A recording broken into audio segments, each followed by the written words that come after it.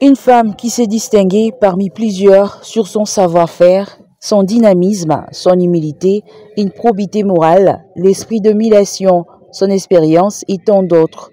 C'est dans les secteurs de l'éducation qu'une brave femme s'est débarquée. Madame Liberata Tchabou Kalunga, le prophète du district de la Tchangou. Elle a lutté contre les antivaleurs, a déboulonné les caisses parallèles, a imposé une discipline remarquable, elle a remis les pendules à l'heure.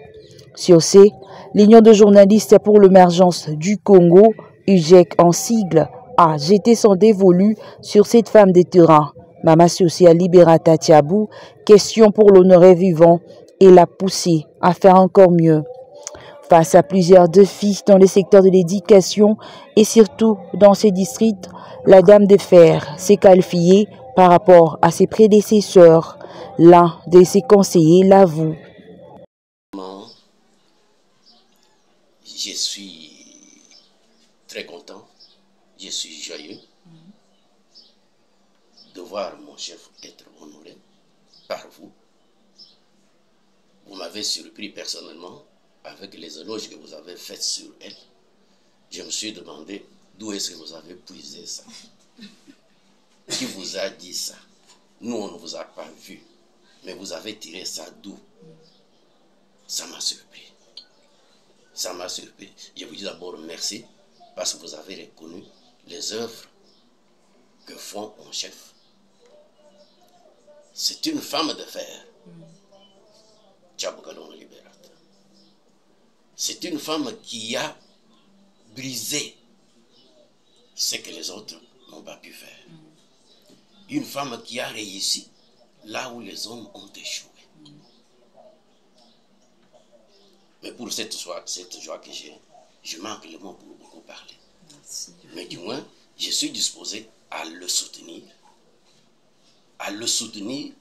selon mes attributions jusqu'au jour où nous allons nous séparer. C'est pas par sa promotion ou par autre chose. Saisie par cette surprise, Madame Liberata Tchabou livre ici les étapes qu'elle a franchies pour relever quelques défis. Le chef, son Excellence, le président chef de la République, son Excellence Félix Tshisekedi Tshilombo. Pourquoi? Parce qu'avec la paix que nous avons bien commencé à cheminer jusqu'au jour d'aujourd'hui pour arriver à ces réalisations. Je m'en vais également remercier mes autorités. Disons, son Excellence, Monsieur le ministre, Madame Raissa, et je remercie aussi mes collaborateurs, comme ils sont là autour de nous. Mais sinon, je suis un peu touchée par la joie. Je suis très, très touchée. Tout ce que nous faisons à Tchangou, je peux bien commencer par répondre à ta question. Oui. Tchangou, c'est une province comme toute autre province.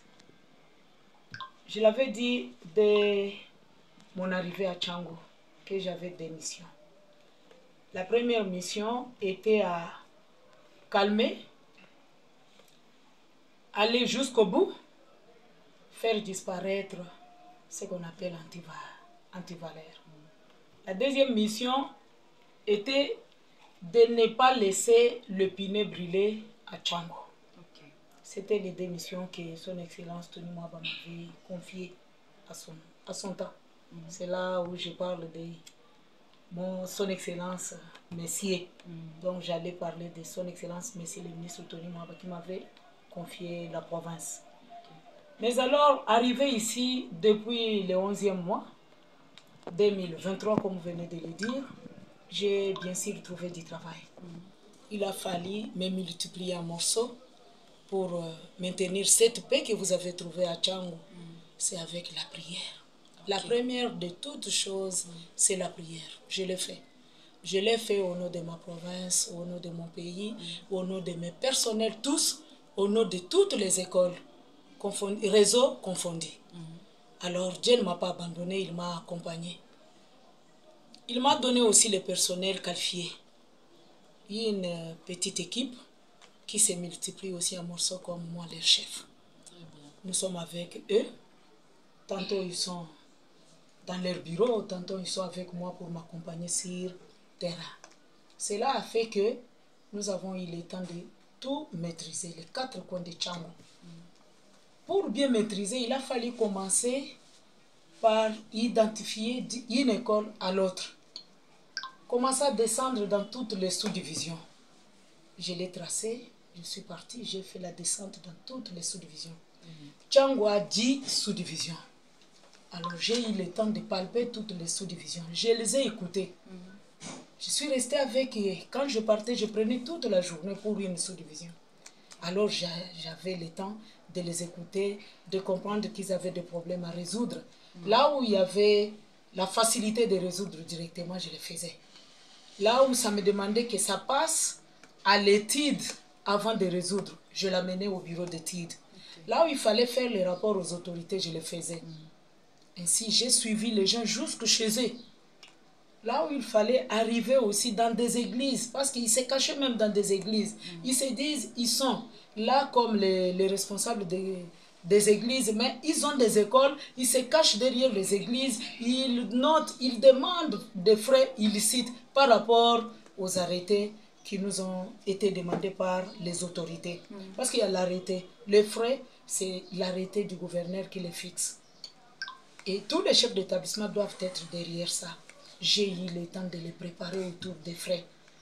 Je suis passée d'une école après une autre pour leur montrer que les frais demandés doivent être respectés. On ne peut pas inventer, on ne peut pas ajouter ni un franc au-dessus des frais demandés par les gouverneurs. Alors en passant d'une école après une autre, ils étaient informés et ils ont eu le temps de former aussi les leurs. C'est juste après les sous-prophètes, il y a les chefs d'établissement. Après les chefs d'établissement, nous avons les élèves. Il y avait une ligne de conduite autour des examens d'État. Avant qu'ils arrivent au centre, nous leur avons dit qu'il fallait d'abord donner une ligne de conduite aux élèves, les ramener le premier jour au centre. Moi-même, j'étais tous les 4 jours, j'étais sur terrain, en train de circuler et voir si nous avons des élèves qui sont sur la route et les remettre dans des centres, dans des salles de classe. Nous avons fait ce que l'autorité nous avons demandé de faire, qu'il y ait la paix. Et oui, il y a eu la paix, du début jusqu'à la fin, que ce soit à la hors-session, que ce soit à la session ordinaire. Il n'y a pas eu de brûlure de pneus, il n'y a pas eu de groupes ou bien des attroupements de jeunes garçons que nous appelons Koulouna, voire même des élèves, qu'on parlait des élèves Koulouna qui amenaient des machettes autrefois dans des centres. La fois passée, il y a eu même déplacement de 2 centres parce qu'il y avait un élève qui avait des machettes ici à Tchango. Mais cette fois-ci, ces élèves-là sont toujours là.